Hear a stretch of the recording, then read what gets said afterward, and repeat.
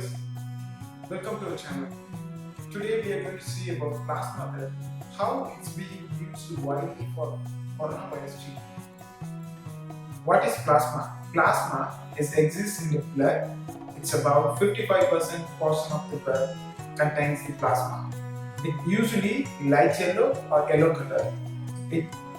The role of the plasma is actually taking the water, salt and enzymes to be from one level to another. Also, it stores the information about the antigens.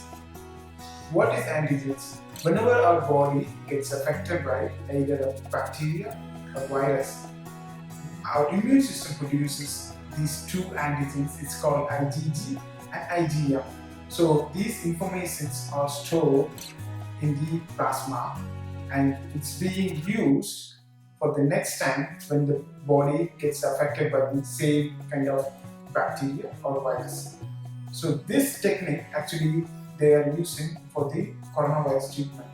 It also used for SARS and MERS treatments in previous years.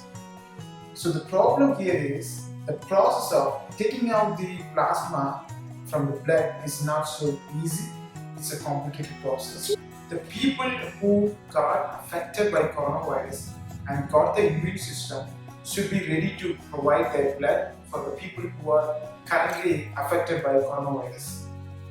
And if you see the number of persons cured by the coronavirus treatment and number of persons got affected by the coronavirus, is high in this side.